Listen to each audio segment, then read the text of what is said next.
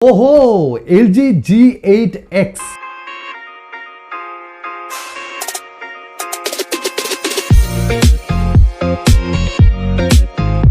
চলে এসছে। মানে এই ফোনটার দাম 52-54 হাজারের কাছাকাছি, ওই এক বছর আগে লঞ্চ করেছিল। আর ফ্লিপকার্ট বিগ বিলিয়ন ডেজে মাত্র 20,000 টাকায় পেয়ে গেছি।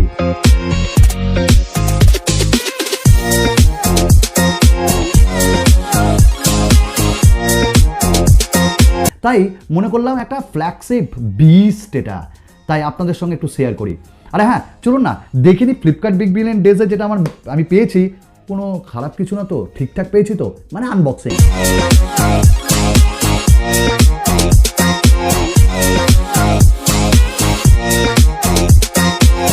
আর আমার একটা কুইক রিভিউ, ফার্স্ট ইমপ্রেশন আর একটা অনেস্ট ওপিনিয়ন। ভাই সব ফোনই তো টাকা দিয়ে কিনে নিজের, তাই কেন দেব না আপনাদের সৎ মতামত। চলুন, আমার নাম সুমন, আর আমরা একসঙ্গে সবাই বলি আমার সোনার বাংলা, আমি তোমায় ভালোবাসি।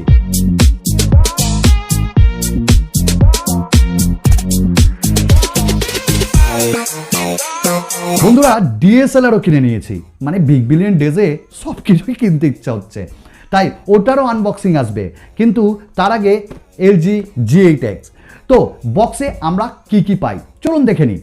তো বক্সটা অ্যাজ ইউজুয়াল ব্ল্যাক কালারের G8X থ্যাংক ইউ আর ডুয়াল স্ক্রিন লেখা আছে। আর আমরা যদি এটাকে একটু খুলি তাহলে দেখব LG G8X থ্যাংক ইউ, আর তার সঙ্গে একটা LG ডুয়াল স্ক্রিন, একটা আরেকটা আমরা কভার বা কেস পাই। তো এইখানটায় প্রথমেই যে কেসটা পাই সেটাকে খুললেই দেখব একটা আরেকটা ডুয়াল স্ক্রিন, মানে স্ক্রিনের সঙ্গে একটা কভার। বাট এই কভারটা একটু হেভি ওয়েট, আর এর ফিনিশিংটা যদি দেখেন তো এটা কিন্তু একটু লেদার টাইপের ফিনিশিং, বাট এটা প্লাস্টিক।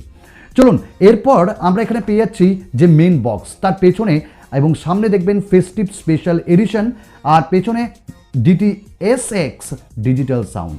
এবং বক্সটা খুলতেই আমাদের আরেকটা বাক্স চোখে পড়ে। ওই বাক্সের ভেতরে আমরা একটা টিপিউ কেস পাই যেটা সিলিকনের, তারপরে আমরা পাই একটা হালকা করে ইউজার গাইড এবং তার সঙ্গে একটা কুইক গাইড এবং একটা সিম ইজেকশন টুল। তারপরে পাই আমরা USB Type-C ডেটা কেবল। চার্জার নেই, চার্জারটা আপনাদের কিনতে হবে, বা আপনার বাড়িতে যদি থাকে ওটা ইউজ করবেন। আর তার সঙ্গে আমরা এখানে পেয়ে যাই একটা হেডফোন। আমরা জানি অনেক ব্র্যান্ড এখন হেডফোন আমাদেরকে দেয় না, বাট LG এটা দিচ্ছে, এটা খুব ভাল লাগলো। আর এটা ইনার টাইপ। তো চলুন দেখে নিই। তো বন্ধুরা, আমরা দেখে নিলাম ফোনের বক্সে কি কি পাই, তাহলে বিগ বিলিয়ন ডেজে একদম ঠিক পেয়েছি। আর এইটা হলো LG G8X। ভাই বিস্ট একটা, এবং ইন হ্যান্ড ফিল আর পাতলা হেভি। যাই হোক, আমরা এর সঙ্গে যে ব্যাক কভারটা পাচ্ছি এই দেখুন, আর এইটা ফ্লিপ করা ডুয়াল স্ক্রিন, এটা কি করে ব্যবহার করবো ওটা তো দেখাবোই। আর তার সঙ্গে আমরা আরেকটা টিপিউ কেস পাচ্ছি, এই যে সিলিকনের। মানে আপনি যদি সিঙ্গেল ব্যবহার করতে চান এইটা লাগান, ডুয়াল ব্যবহার করতে চাইলে এটা লাগান। তো ফোনটা আমার কেমন লেগেছে দেখুন, দারুণ লেগেছে। এবং বাংলাদেশের ভাই বন্ধুরাও একটু ট্রাই করো না, যদি তোমরাও পেয়ে যাও। আর এর দাম কত সেটা আমায় অবশ্যই জানাবে। তো একটাই আপনাদের কাছে অনুরোধ, চলুন না 2 লাখে পরিণত করি আমাদের এই পরিবারকে, এবং পরিবারের সদস্য আপনারা। তাই সাবস্ক্রাইব করুন, নোটিফিকেশন বেলটা পুশ করে অল করুন, আর কমেন্টস করুন, কমেন্টসের উত্তর আমি দিয়ে থাকি, আর লাইক করুন। তো LG G8X প্রথমেই যদি বলি এর কিছু হাইলাইটিং ফিচার্স, তো প্রথমেই আসে ভাই কি প্রসেসর। কোয়ালকম স্ন্যাপড্রাগন 855 এই প্রসেসরটা পাওয়া যায়, যেটা 7nm টেকনোলজিতে তৈরি, আর এতে অ্যাড্রিনো 640 GPU রয়েছে। দেখুন, প্রসেসর নিয়ে কথা বলার ধৃষ্টতা আমার নেই, কারণ আমরা জানি এই প্রসেসরের পারফরমেন্স কেমন। আমি Redmi K20 Pro ইউজ করছি, অসাধারণ।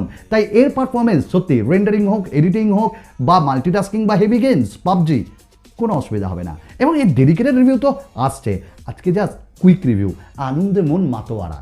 তো এরপর আমরা যদি এর আরেকটা হাইলাইটিং ফিচার্স বলি তাহলে বলবো 6GB 128GB র্যাম এবং রম ভ্যারিয়েন্ট, সাথে UFS 2.1 স্টোরেজ টাইপ। বাহ, ভালো লাগলো। আর আরেকটা highlighting features dual stereo speaker, এবং এটি DTSX মানে সারাউন্ড সাউন্ড ডলবি সাপোর্ট করে, এবং এর কোয়ালিটি যা শুনে নিন আপনারা।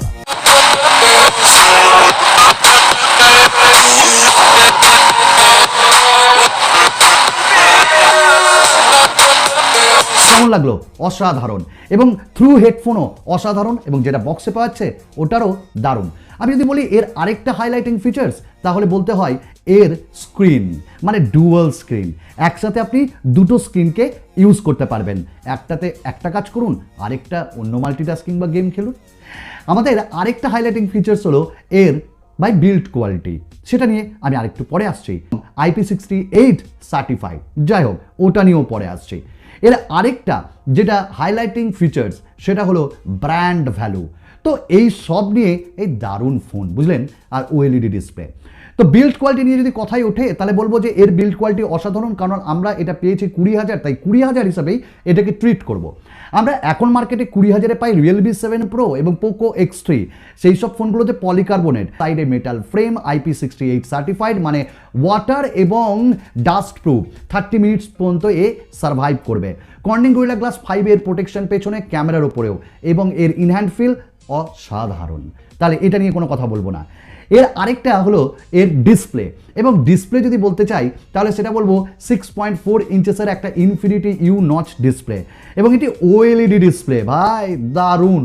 এবং অলওয়েজ অন ডিসপ্লেও আমরা এটাই পাই কর্নিং গরিলা গ্লাস 6 এর প্রোটেকশন অসাধারণ, এবং এখানে বেজেলসগুলো বেশ কম, নিচের দিকে একটু বেশি, বাট অ্যাকসেপ্টেবল। এবং এখানে আমরা HDR10 এবং এখানটায় আমরা ওয়াইড বাইন L1 এর সাপোর্ট পাই, 403 ppi পার পিক্সেল ডেন্সিটি। তো কোনো অসুবিধা হবে না। ইউটিউব, OTT সার্ভিস যেমন Hotstar, Netflix, Amazon prime, G5, এগুলো যাই দেখুন কোনো অসুবিধা নাই। এখানে যে কালার সেটা খুব পাঞ্চি, এবং তার সাথে এখানে ওভার স্যাচুরেটেড কালারও পাচ্ছেন এবং ক্রিস্প একদম। এখানটায় ডুয়াল স্ক্রিন তো আছেই, এখানটায় স্ক্রিন রেকর্ডার দেওয়া আছে, ডুয়াল অ্যাপস দেওয়া আছে, ডার্ক মোড ভালোভাবে কাজ করছে, এবং অলওয়েজ অন ডিসপ্লে আপনি আপনার ইচ্ছা মতন লাগাতে পারেন। চলুন আমরা ডিসপ্লে থেকে বেরিয়ে এসে আমরা যদি বলি যে এর আর কি জিনিস আমাদের ভালো লেগেছে, তাহলে আমি বলবো এই ফোনটাতে আরেকটা জিনিস, সেটা হলো NFC সাপোর্ট। এতে NFC দেওয়া হয়েছে, নিয়ার ফিল্ড কমিউনিকেশন, মানে আপনার কোনো গ্যাজেটস NFC সাপোর্ট করে, আপনি স্ট্রিমিং করুন, গান শুনুন বা পেমেন্ট করুন, এটা কিন্তু ভালো। এলজির ফোন খুব সিকিওর, এটাও ভালো লেগেছে। স্টক অ্যান্ড্রয়েড ফিল আপনাকে দেবে, এবং আপনি কাস্টমাইজের এত অপশন পাবেন। আপনি এই যে আইকনসগুলো এগুলোকে চেঞ্জ করতে পারবেন, আপনি এখানে অ্যাপ ড্রয়ার পাবেন, এবং এইখানে আপনি থিম, ওয়ালপেপার এগুলো চেঞ্জ করতে পারবেন। মানে এক কথায় দারুণ লেগেছে আমার, বুঝলেন, মানে এত আনন্দ আমি এর আগে হইনি। এবং এর সঙ্গে আরেকটা জিনিস বলে দিই, সেটা হলো এর ক্যামেরা। এর ক্যামেরা বলতে প্রথমেই বলি যে পেছনে 13 আর 12 মেগাপিক্সেলের ক্যামেরা দেওয়া হয়েছে। আমি প্রথমে একটু যখন কেনার আগে ডিসঅ্যাপয়েন্টেড হয়েছিলাম, ভাই আজকে 48-এর যুগ, 64-এর যুগ, 108-এর যুগ, 12 আর 13, বাট ওই যে ব্র্যান্ড ইজ ব্র্যান্ড। তাই আমি দেখলাম যখন কাল ক্যামেরায় পিকচার তুলে অসাধারণ। আপনি লো লাইট বলুন বা আপনি হেভি সানলাইটে তুলুন, আউটডোরে তুলুন, ইনডোরে তুলুন, আর্টিফিশিয়াল লাইটে তুলুন, আপনাকে ডিসঅ্যাপয়েন্টেড করবে না। এবং এর মধ্যে পোর্ট্রেট লেন্স নেই, তবুও একদম অন্ধকারে হোক, মানে লো লাইটে বা ইনডোর আর্টিফিশিয়াল লাইট, আউটডোর, দারুণ পোর্ট্রেট মোডে পিকচার তুলছে। এবং 12 মেগাপিক্সেল f1.8 অ্যাপারচারের সঙ্গে আসছে, আর 13 মেগাপিক্সেল একটি আল্ট্রা ওয়াইড, অসাধারণ। আমি এখানে একটা কথা বলতে চাই, এর ভিডিও রেকর্ডিং যদি আপনি শুধু ভিডিও শ্যুট করার জন্য করেন, আমরা জানি আইফোন, বাট LG G8Xটা একবার ব্যবহার করেন।